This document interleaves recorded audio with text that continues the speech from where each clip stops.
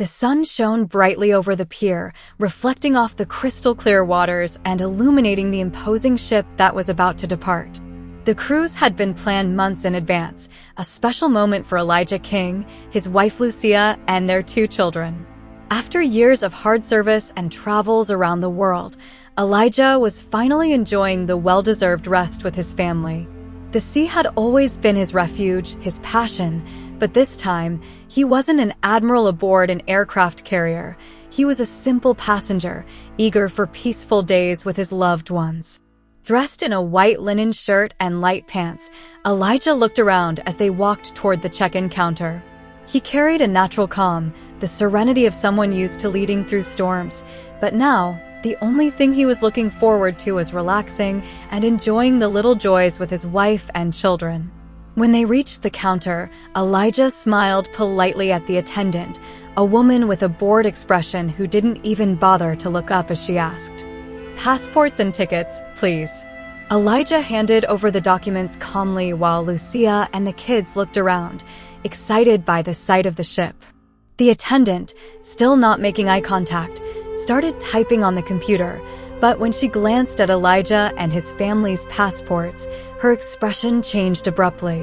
She raised her eyes, finally looking at Elijah, but not with courtesy.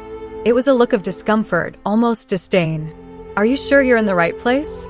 the attendant asked, raising an eyebrow, her voice dripping with contempt. Elijah, keeping his composure, tilted his head slightly. "Excuse me, what do you mean by that? This is a luxury cruise." She emphasized the words with malice, as if explaining something obvious to someone who couldn't understand. "Maybe you should check if you have the right ticket. We have packages more, suitable for certain budgets." Lucia, standing beside Elijah, felt the uncomfortable insinuation. She gently squeezed her husband's hand, but he, still calm, continued to look at the attendant without changing his expression. "We are in the right place," Elijah responded firmly, but without raising his voice. "Could you check again, please?" The attendant sighed audibly, clearly annoyed, and started typing even more impatiently. "I don't understand why people like you insist on trying," she muttered with disdain as she glanced at the tickets. Elijah, sensing that the situation had gone too far, finally spoke with more authority. "You know, respect should be a standard, not a privilege. The way you've treated my family today is unacceptable. It doesn't matter who we are, what we do, or how much we have. Everyone deserves to be treated with dignity." The attendant, feeling challenged by Elijah's words, crossed her arms and snapped back. "Oh, so now you're going to teach me how to do my job? You know what? I'll call port security. Clearly, we have a problem here." Lucia exchanged a worried glance with Elijah. They knew the situation was about to escalate unnecessarily. Minutes later, 2 port security officers arrived at the counter, walking with an air of superiority. "Is there a problem here?" one of the officers asked, looking first at the attendant, as if already knowing whose side to take. "This man is causing trouble and refusing to accept what I'm saying. He insists that he's in the right place, but doesn't have the proper documents," the attendant said, not hiding her disdain. The taller officer, Mike, looked at Elijah and his family coldly. "Documents, please." Elijah handed over the passports and tickets, but the officers' expressions didn't change. They scanned the documents as if searching for something wrong. "We're going to need to search your bags," Mike said, without asking for permission. Lucia squeezed Elijah's hand tighter, her eyes revealing her concern. Elijah, for his part, knew this had already gone beyond reason. He had allowed the situation to unfold this far to see how far the disrespect would go, but now it was time to take a stand. "Is this how you treat a Navy veteran?" Elijah asked, his tone still controlled but clearly firm. The officers hesitated. One of them, not quite understanding what Elijah meant, asked, "Where did you serve and what's your rank?" Elijah straightened up, his commanding posture returning. "I am Elijah King, a 4-star admiral of the Navy. I commanded Battle Group Romeo on missions in the Pacific and the Persian Gulf." Silence fell like a heavy weight over everyone around them. The officer rummaging through the bags immediately stopped, his eyes wide. Mike, however, processed the information for a few seconds before letting out a sarcastic laugh. You've got to be kidding, right? If you're who you say you are, then I'm Barack Obama. Where's your military ID? Elijah, holding back his anger, responded firmly. I'm not carrying my CAC at the moment, but you will be held accountable for this behavior and this discrimination. That includes the attendant, who was extremely rude. Now, call your superior immediately. Mike crossed his arms with disdain, not moving a muscle to comply with Elijah's request. Unfortunately, my superior is far too busy to deal with this right now. Admiral, he said mockingly. At that moment, Lucia, indignant, intervened. Respect my husband. This is racism. Just because we're black, you're treating us this way. You will answer for this. The officer, losing patience, grabbed Lucia's arm roughly. Shut your mouth, lady, or I'll arrest you for disorderly conduct. Seeing the situation spiraling out of control, Elijah quickly intervened, pushing the officer's hand away from Lucia. Never touch my wife again. Elijah shouted, his voice filled with authority. Mike, furious, pulled out the handcuffs and attempted to arrest Elijah. I'm arresting you for assaulting an officer. Just a few meters away, a frigate captain passing through the area noticed the commotion. At first, the police didn't notice him, and instead of immediately stepping in, he chose to observe the situation. His eyes narrowed as he watched the interaction between the officers and the family, noticing the blatant disrespect and the racist undertones in every exchange. He wanted a clear understanding of what was happening before he acted. As the scene unfolded, the tension grew. The captain could clearly hear Elijah's response when he mentioned his 4-star rank. Immediately, something clicked in the captain's mind. He recognized that name, and it wasn't just any name. He had served in the Atlantic Fleet, one of the Navy's main fleets, and Elijah King had been nothing less than the commander of the Atlantic Fleet at that time. The recognition was instantaneous. He didn't just know the name, he knew exactly who he was dealing with. When he saw Mike pull out the handcuffs and prepare to arrest the admiral, the captain no longer hesitated. He moved swiftly toward the group, determined to intervene.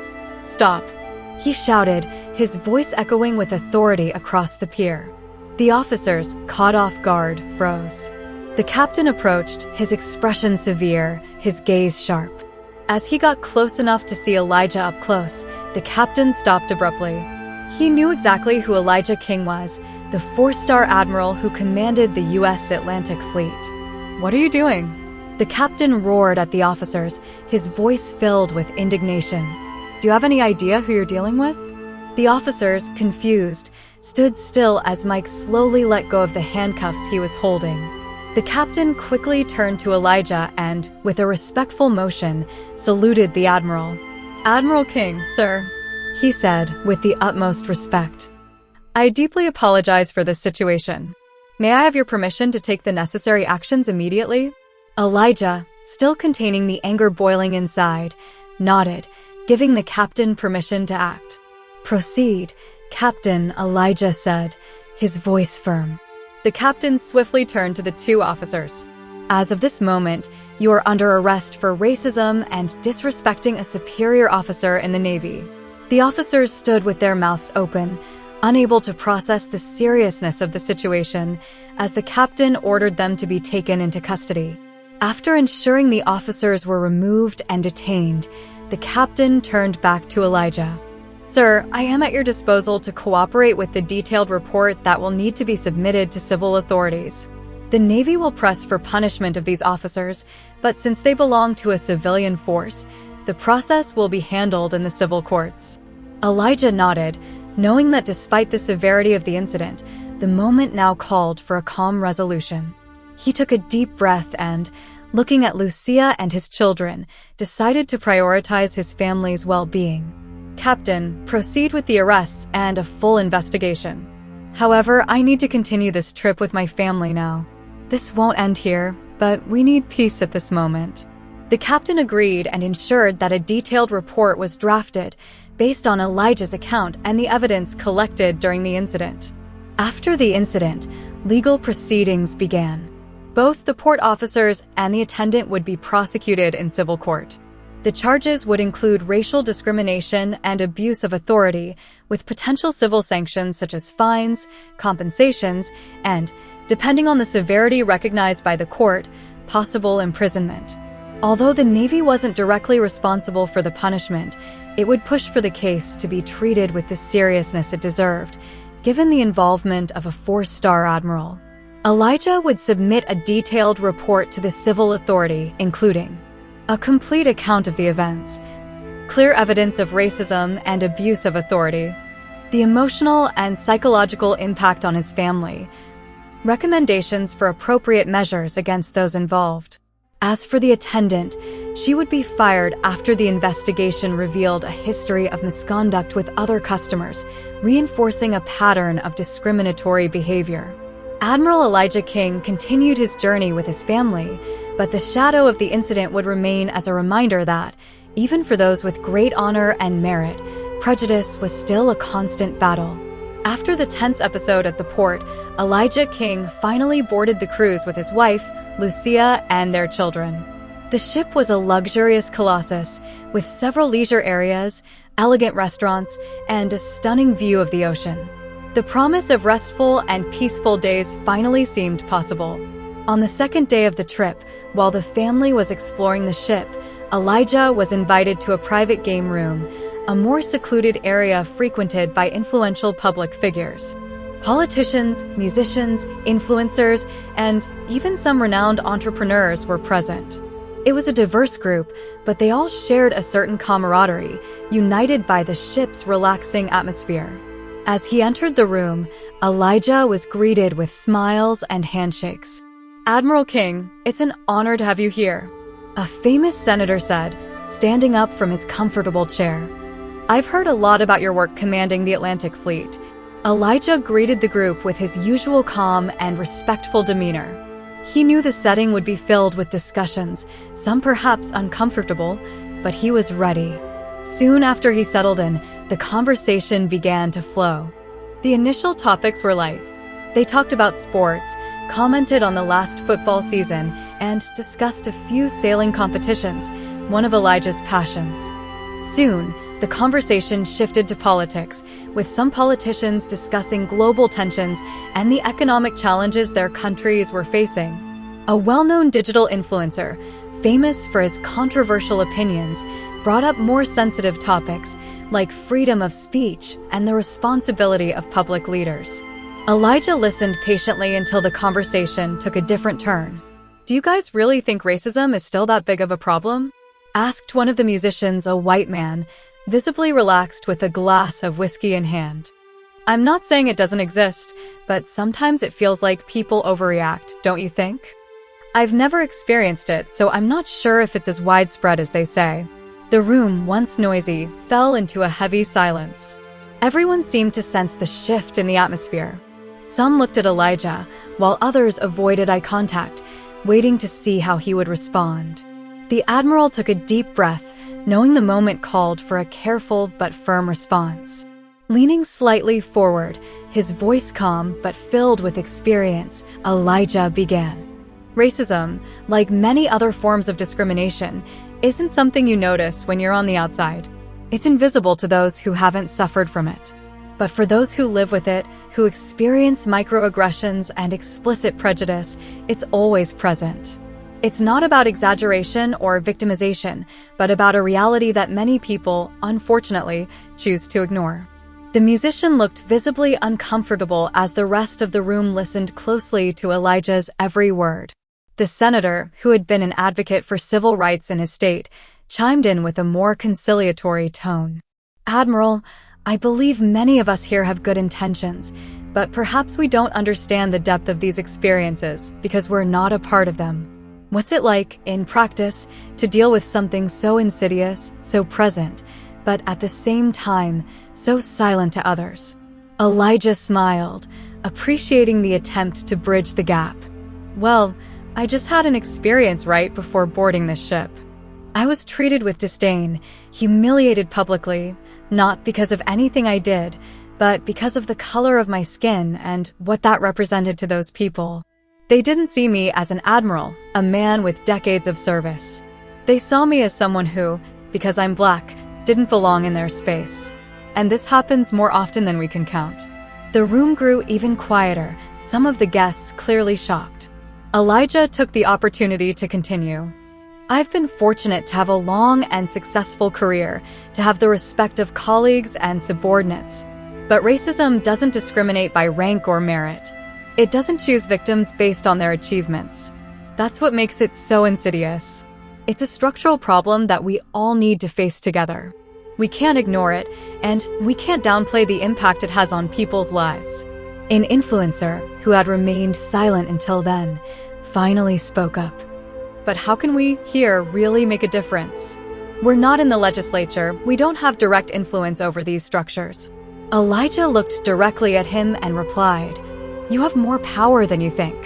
Each of you here has a platform, an audience, a voice. Politicians, artists, influencers, you shape opinions, influence generations. What you say and do reflects in the attitudes of thousands of people. Educating, recognizing the problem, and taking a stand is already a big step. Silence and inaction are also choices, and unfortunately, they help perpetuate what you claim to have no control over." The atmosphere became more reflective.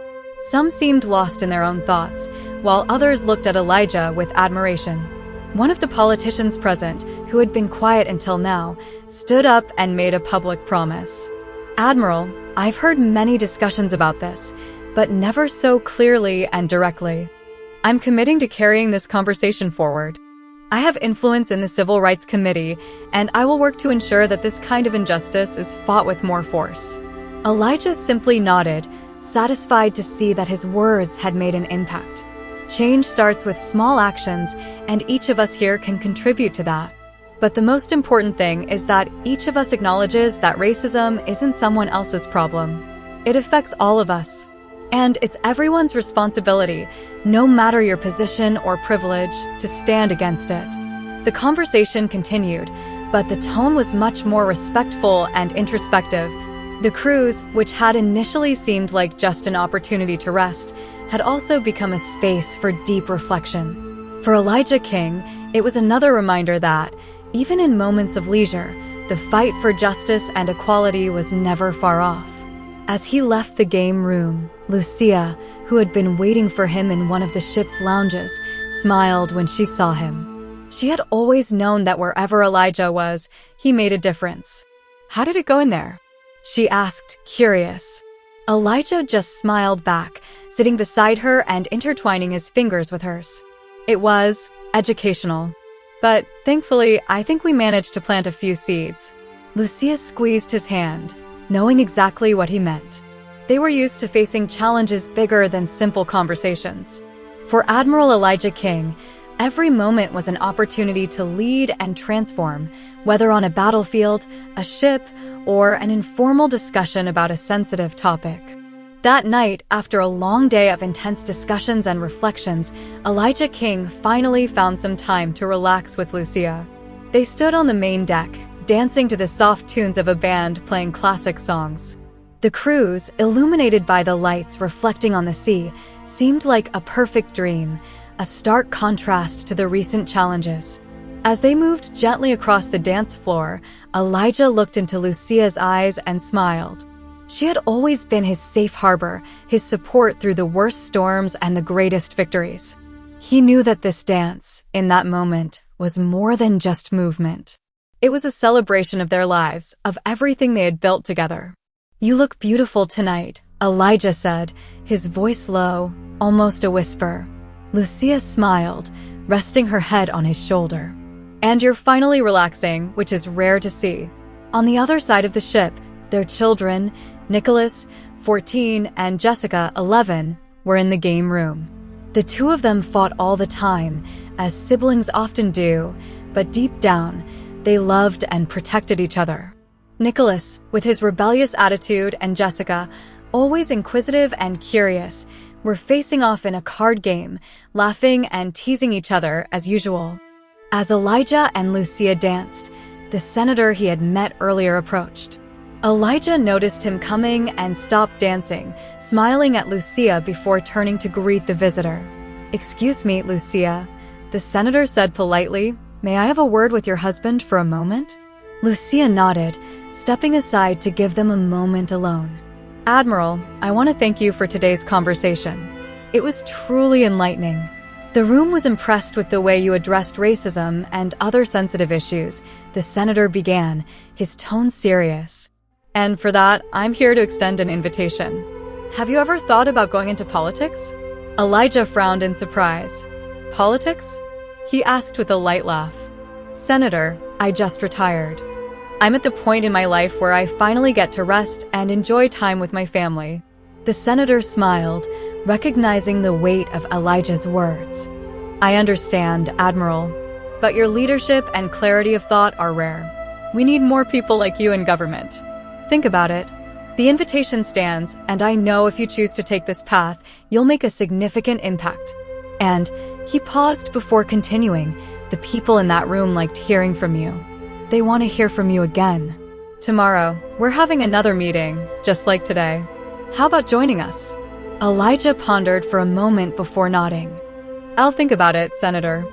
I appreciate the invitation. The senator shook Elijah's hand firmly before taking his leave. See you tomorrow then. Thank you for your time. As soon as the senator walked away, Lucia returned to Elijah's side, curious. What was that about, darling? What did he want? Elijah sighed as he sat next to her at the bar, his eyes gazing at the horizon, the stars reflecting on the calm sea before them. He invited me to enter politics, Elijah said calmly, though clearly surprised. Lucia's eyes widened for a moment before she smiled knowingly. My love, I always knew you were capable of something like that. She paused, looking at him with admiration. But tread carefully. Politics is a cruel world. They'll try to swallow you whole. Elijah chuckled softly, acknowledging the truth in Lucia's words. I know, my love, but I'll think carefully about the proposal. It's not a decision to make impulsively. First of all, they want to hear from me again tomorrow. It seems they liked what I said today. Lucia smiled, teasing him gently. Oh, really? They want to hear from you again? Are you some sort of keynote speaker now? She laughed, lightly touching his shoulder. Elijah smiled back. I'm not sure why, but they liked me. Maybe it's my retired officer charm. He laughed, then looked out at the sea. If I can influence these important people positively, then I'll be happy to plant more seeds like I did today. Lucia watched him for a moment, feeling the pride she always felt for her husband. Elijah was never one to seek glory or power. He had always wanted to serve and make a difference. Even now, after all he had achieved, he still sought ways to transform the world for the better. If anyone can influence those people, it's you, Lucia said tenderly. But please, don't forget to make time for us, your family.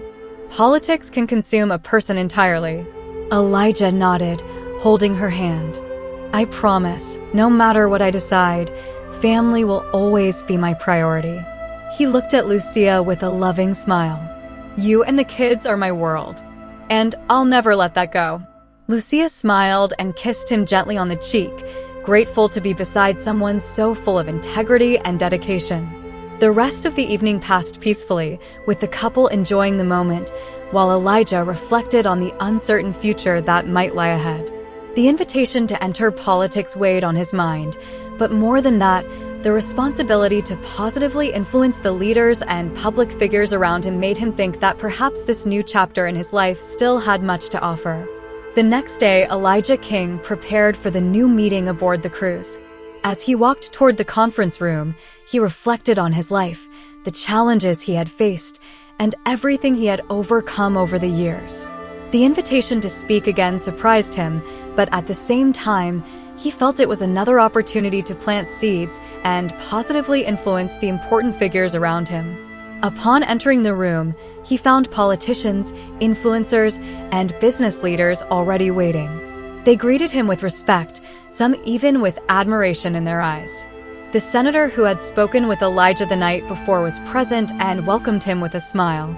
Admiral, it's an honor to have you with us again. Everyone is eager to hear your words. Elijah, with his calm and dignified posture, thanked him and took his seat. When the meeting began, he patiently waited for his turn. Various topics were discussed, from the global economy to social issues. But when it was Elijah's turn to speak, the entire room fell silent, waiting for his words. Well, Elijah began, his deep, steady voice filling the room.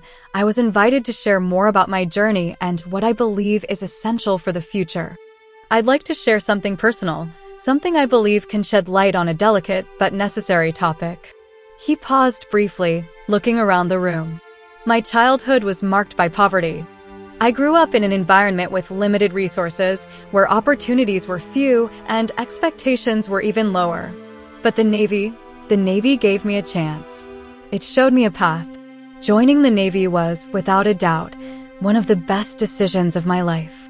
His voice, filled with emotion, allowed the audience to feel the weight of his words.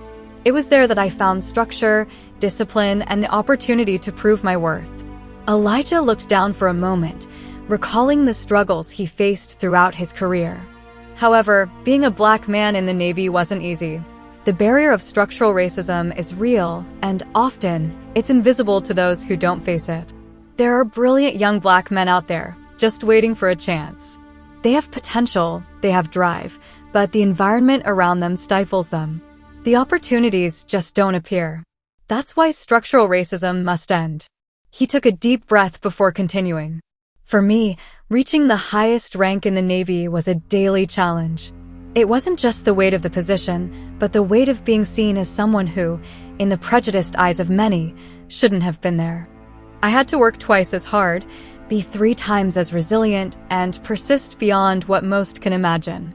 There were countless times when I had to prove that I was capable, while others simply had their abilities accepted without question. The room remained silent, absorbing every word.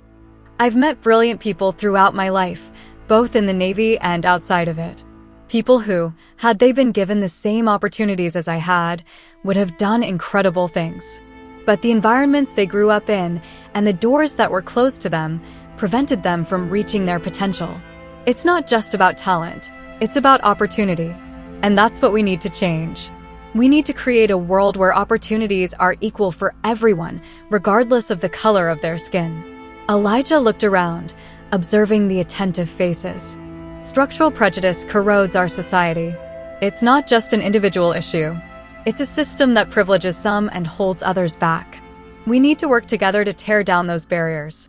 It's difficult, I know, but with perseverance and resilience, we can begin to make a difference. When Elijah finished speaking, the room was silent for a few moments before erupting into applause. Everyone stood up, giving him a standing ovation. Elijah, who wasn't used to this type of response outside of the military, smiled and nodded in appreciation.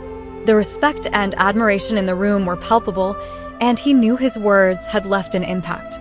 When he returned to the deck, he found Lucia waiting for him. She embraced him, proud. "So, how did it go?" she asked. "I think it went well," he smiled. They listened, really listened. And if I was able to influence some of these people, then it was worth it. Lucia kissed him on the cheek. "I knew you'd make a difference." After the cruise, Elijah and his family returned to their normal routine, but the incident of racism they had faced at the port had not been forgotten. As soon as they returned, Elijah began dealing directly with the legal matters surrounding the incident. The investigation into the prejudice they had experienced during the cruise check-in was already complete. The report Elijah had prepared, detailing everything from the behavior of the attendant to the actions of the port officers, had been submitted to the civil authorities. The legal process was moving forward, and a hearing had been scheduled to discuss the case in depth. Those responsible for the discrimination were facing civil charges for abuse of authority and racial discrimination. Although the Navy wasn't directly involved, it had exerted pressure on the authorities to ensure the case was handled seriously, given the public and disrespectful nature of the incident involving a 4-star admiral. One evening, as Elijah prepared for the upcoming hearing, Lucia, always by his side, asked, "Do you think they'll be punished?" Elijah sighed, looking at the documents in front of him. "I hope so. It's not just about what they did to me and our family. If these people keep behaving this way, they'll continue to harm others. This kind of behavior needs to have consequences." Lucia nodded, concerned. And are you ready to face this again? To talk about what happened? Elijah smiled softly at her. I've faced much bigger challenges in life. This is just another obstacle that needs to be overcome. And if it helps change things, even a little, then it's worth it. The hearing was scheduled for the coming days, and Elijah knew it would be a test not just of his patience, but of his determination to fight against the injustices that many still face. The battle for respect and equality, even outside of military borders, was far from over. The hearing for the racial discrimination case that Elijah King and his family had suffered at the port finally arrived. The courtroom was packed with journalists and observers, given the admiral's prominence and the seriousness of the accusations. The case had drawn national attention, and many were eager to see how justice would be served in such a symbolic incident. Elijah, accompanied by Lucia and their children, sat calmly as the trial proceeded. The prosecution presented strong evidence, witness testimonies, security camera footage, and, of course, Elijah's detailed account, which had been crucial in clarifying every detail of the prejudice he and his family had experienced. The defense lawyers for the accused, the attendant, and the two port officers tried to argue that there had been no intention to discriminate, but rather misunderstandings and poor judgment. However, the weight of the evidence, including the aggressive behavior and the racist comments that were made, proved to be decisive. The judge, after hearing all sides, emphasized the importance of combating racial prejudice in all spheres, especially in public institutions. After days of hearings and testimonies, the verdict was finally announced. The attendant, who had shown a pattern of discriminatory behavior, was fined heavily for racial discrimination and was fired from her position. She was also required to participate in social rehabilitation programs focused on anti-racism education. The port officers, on the other hand, received harsher penalties. Though part of a civilian force, the severity of their abuse of authority and the racist treatment they subjected Elijah and his family to was not overlooked. They were suspended from their positions and, after a thorough review, were convicted of abuse of power and racial discrimination. Both were sentenced to community service and ordered to pay compensation to the King family. In addition to their sentences, the court mandated that those involved participate in racial equality awareness programs, and the case was seen as a significant milestone in the fight against institutional racism. After the trial, Elijah felt relieved, but he knew this was only a victory in a much larger battle. Justice has been served, but the road ahead is still long, Elijah told Lucia as they left the courthouse. She held his hand, offering her unwavering support. After the outcome of the trial, Elijah King's name continued to gain recognition. His role as a leader, even outside of the Navy, was clear, and many saw him as a figure of authority capable of inspiring meaningful change. Once again, the invitation to enter politics resurfaced, this time with more seriousness. The same senator who had spoken with Elijah during the cruise approached him again, this time with a formal proposal.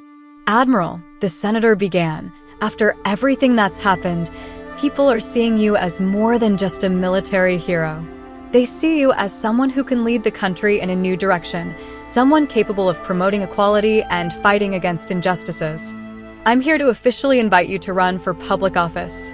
It would be an honor to have you on our side." Elijah, once again, felt the weight of responsibility. He knew that entering politics wouldn't be easy and that the environment was full of pitfalls and obstacles. But at the same time, he felt that he could make a real difference beyond what he had already done in his military career. "Senator, I appreciate the invitation. As I've said before, I'm at a point in my life where I'm seeking rest. However, after reflecting on the conversations I've had and everything that's happened, I realize there's still so much to be done. I'll seriously consider it." Lucia, who had always supported Elijah's decisions, encouraged him as well. "I know politics is a tough world, Elijah, but if anyone can navigate it and still do good, it's you. Think of all the young people who can be inspired by your journey. Think of the opportunities you can create for them."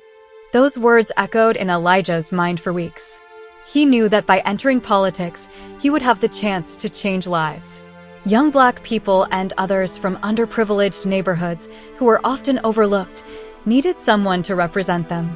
After much reflection, Elijah King finally made his decision. He accepted the invitation to run for political office. His campaign was launched with great enthusiasm and quickly became a symbol of hope for many marginalized communities.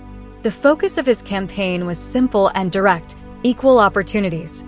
Elijah committed to fighting structural racism, promoting quality education for young people in underprivileged neighborhoods, and creating programs that offered real opportunities for those youth to break free from vulnerability and build a better life.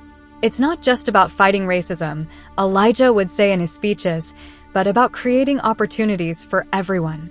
All young people, no matter where they come from or what they look like, deserve a chance to show their potential.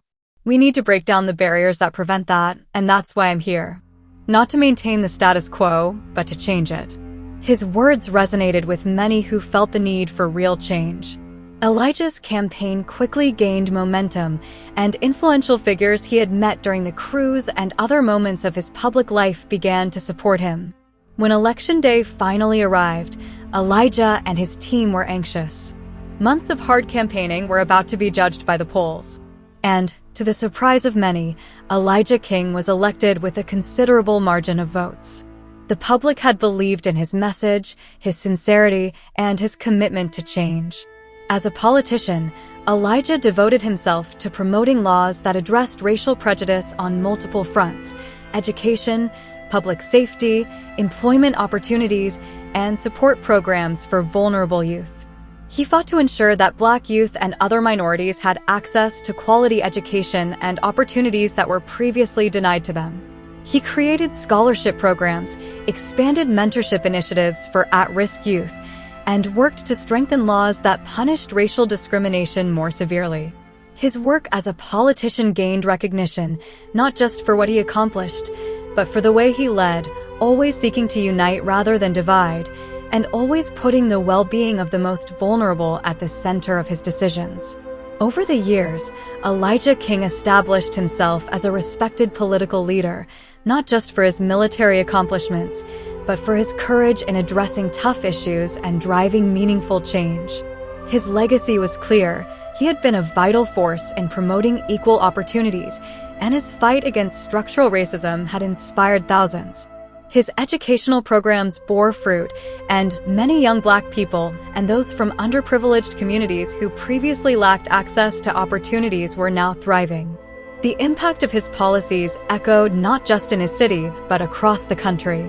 Lucia, always by his side, watched with pride as Elijah's influence grew, knowing he was fulfilling the promise he had made years before, not just to be a military leader, but to be an agent of change, a champion for equality, and an example for future generations.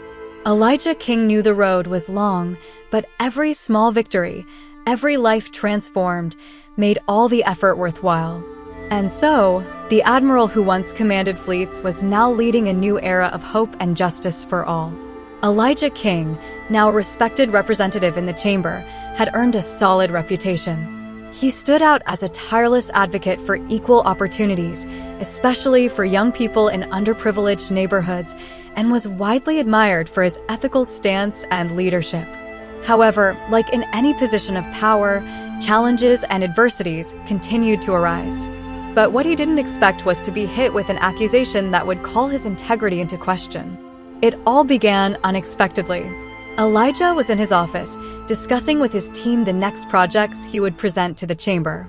As always, he surrounded himself with people he deeply trusted, including his parliamentary aide, a woman he had worked closely with for many years and who had always shown loyalty and professionalism. Then one day, shocking news came to light. This very aide, someone Elijah trusted completely, accused him of harassment. The accusation quickly spread through the corridors of the chamber and soon reached the press. The claim was serious and involved allegations of inappropriate behavior that, according to the aide, had been occurring during long work hours. Elijah, perplexed, received the news in his office, where he was with his wife, Lucia. "This can't be true," he said, visibly shaken. I've always treated everyone with the utmost respect. I've never done anything like this." Lucia, who had always supported him, held his hand, trying to stay calm. "Elijah, I know you better than anyone. I know you would never do something like this. But this accusation is serious, and we need to handle it carefully. They will try to destroy your reputation." The news of the accusation spread quickly, and the media immediately jumped on the story, speculating about the truth of the allegations. The public, who had always seen Elijah as a man of integrity, was divided. Some blindly believed the allegations, while others defended him, certain that he would never be capable of such an act. Elijah knew he couldn't ignore the situation. He needed to face the accusations head-on. In the chamber, some colleagues remained silent, while others showed support, though cautiously. Elijah's first decision was to issue a public statement, something he knew was necessary to maintain his transparency with the public. "I have never shied away from challenges, and this situation will be no different," Elijah said in a televised speech. "The allegations made against me are false. I have a long career built on respect and integrity, both in the military and here in politics. I am committed to fully cooperating with any investigation and proving my innocence." Though his words were sincere, he knew they wouldn't be enough to quell all the rumors. An internal investigation was immediately launched in the chamber to ascertain the facts, and the media followed every move, every detail. Elijah couldn't help but wonder why someone he trusted would make such a devastating accusation. Was there something more behind this? Some political manipulation? He knew his position made him vulnerable, especially in a competitive and ruthless political environment. The days following the accusation were difficult. The chamber's ethics committee began the investigation, and Elijah cooperated fully, providing all documents and participating in interviews. His parliamentary colleagues were also called to give testimony, and the aide herself had the chance to share her version of events. Elijah was distressed. He knew the truth would come out, but the process was slow and painful. Moreover, the press wouldn't relent, and speculation about his character began to tarnish the image he had built over his public life. Lucia remained by his side, but their children, Nicholas and Jessica, were visibly shaken. They trusted their father, but couldn't escape the comments and news circulating among their friends and the media. Elijah tried to reassure them whenever possible, but he knew the weight of the situation deeply affected his family. "Dad, how can this happen?" asked Nicholas, 16, one evening. "People are saying terrible things about you." Elijah sighed, running his hand through his hair. "Son, we live in a world where accusations can destroy reputations quickly, even before the truth comes out. I've always said that integrity is the most important thing, and that's why I'm facing this head-on. The people who truly know me, like you and your mother, know who I am." As the months passed, the investigation began to reveal inconsistencies in the aide's testimony. Witnesses who worked directly with Elijah were called to testify, and gradually, the accusation's versions started to unravel. It was discovered that the aide had been manipulated by external interests, people who wanted to undermine Elijah's career because of his work for racial equality and social reforms. Under pressure, the aide herself admitted she had been influenced to make the allegations. She revealed that she had been offered incentives by third parties in exchange for accusing Elijah. The ethics committee, after reviewing all the evidence and testimonies, concluded that the accusations were baseless and politically motivated. Elijah was exonerated of all charges, but the damage to his public image had already been done. Although many returned to support him once the truth was revealed, some still harbored doubts, a result of the prolonged media exposure to the false claims. In a press conference, Elijah gave a firm but gracious speech. Justice has been served, and the truth has prevailed. But this episode serves as a reminder of just how toxic the political environment can be. Even so, I will not let this deter me from my purpose. I will continue fighting for the causes I believe in, especially for those without a voice. Racial prejudice and the lack of opportunities remain the greatest battles of our time, and I will press on with my mission to promote equality and justice for all. After his exoneration, Elijah refocused on his political work. Though his image had been shaken, it began to rebuild, mainly due to his firm character and the truth finally coming to light. He doubled down on his efforts to promote policies that created opportunities for Black youth and other marginalized groups. One of his greatest achievements was the passing of a bill that created an educational support fund for youth from underprivileged neighborhoods, ensuring access to scholarships, mentorship programs, and paid internships. The initiative, which bore his name, became a landmark in his political legacy. Moreover, Elijah never stopped addressing the issue of structural racism. He understood that public policies were only part of the solution. He also invested in awareness and re-education programs, aiming to change the deeply rooted mindset that often perpetuated prejudice. Lucia, always by his side, remained his greatest support. Though she knew politics could be a cruel environment, she believed in her husband's strength of character and his ability to withstand adversity. Lucia had always known that the world of politics was dangerous. Since the beginning of Elijah King's political journey, she had warned him about the traps and attacks that could arise from unexpected places. Nevertheless, despite her concerns, she chose to trust her husband, confident that his integrity would protect him. After the revelation that the harassment accusations were unfounded and politically motivated, Elijah believed the worst was over. But little did he know that the threat wouldn't end there. A few months later, on a pleasant evening, Elijah, Lucia, Nicholas, and Jessica were leaving a restaurant where they had enjoyed a family dinner. It was a rare moment of relaxation after intense days of work. As they walked through the parking lot, Elijah noticed something strange.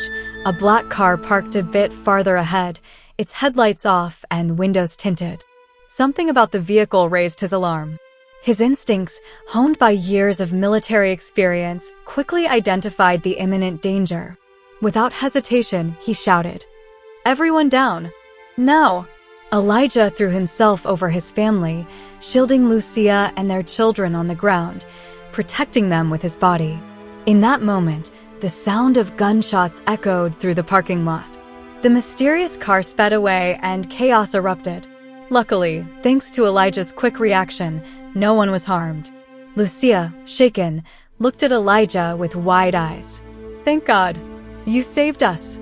The family was in shock, but alive. That assassination attempt made it clear that the forces trying to bring Elijah down were willing to go to any lengths, even to take his and his family's lives. After the incident, Elijah and his family were assigned 24-hour police protection. The trauma of that night was etched in their minds, but Elijah knew he couldn't let fear control him.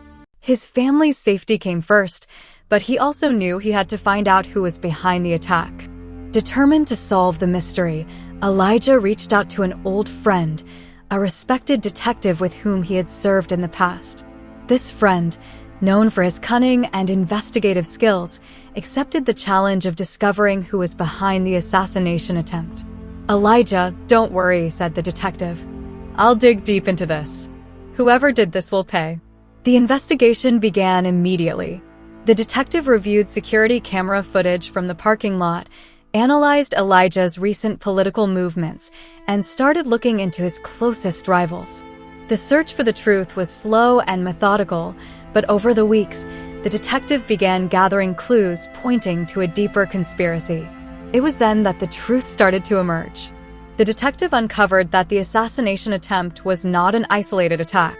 Elijah's political rival, who had already tried to bring him down with the false harassment accusation, was behind everything. This rival, fearing Elijah's growing popularity and positive influence, had bribed the aide, and when he failed to destroy the admiral's reputation, resorted to more extreme methods. With the evidence in hand, Elijah wasted no time. He filed a formal complaint against his political rival, presenting all the data and proof the detective had gathered. An official investigation began immediately, and the case gained even more notoriety. As the investigation progressed, it became clear that the political rival had not only orchestrated the false accusation, but also the assassination attempt against Elijah and his family. The evidence was overwhelming: phone records, suspicious bank transfers, and even testimonies from people involved in the conspiracy's background. The case went to court, and the rival politician was formally charged with attempted murder, conspiracy, and bribery.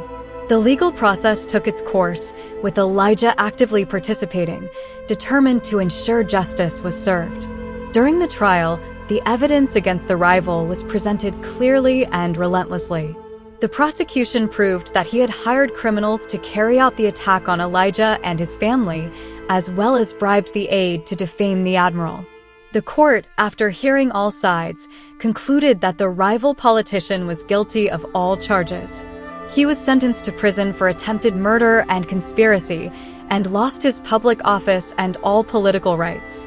The verdict brought relief not only to Elijah and his family, but also to all those who supported his fight for justice and equality. After the rival's imprisonment and the end of imminent threats, Elijah could finally breathe a bit easier. Justice had been served, and his integrity remained intact despite so many adversities. However, he knew the journey for equality and the fight against prejudice was far from over. Elijah continued his work as a politician, now with renewed strength. The public support he had gained grew even more after the resolution of the case, and he became a symbol of resilience and integrity. His policies in support of Black youth and the vulnerable continued to make a difference, transforming lives and creating opportunities where there had once been no hope. He also began to lead a movement to reform the public safety system and combat abuse of power, ensuring that more people, like him and his family, would never have to face situations like the one they had endured. Lucia, always by his side, looked at Elijah with pride. She knew that, despite all the challenges, he had chosen the right path. The world of politics was cruel, as she had always said, but Elijah had shown that strength of character and integrity could prevail, even in the darkest circumstances. In the end, Elijah King knew his mission was not over. The fight for justice and equality was ongoing, and he was more committed than ever to ensuring that future generations would have the opportunity to live in a more just world, free from the prejudice and threats that he and his family had faced. And so, the admiral who once commanded fleets and sailed the seas continued his journey on solid ground, guided by the conviction that a better future for all was possible and that it was worth fighting for, no matter the cost. Thank you for watching until the end. If you enjoyed this video, don't forget to leave a like and subscribe to the channel so you won't miss our upcoming stories. Turn on the notification bell to stay up to date with more amazing content. Your support is very important to us. See you in the next video, which is already on your screen.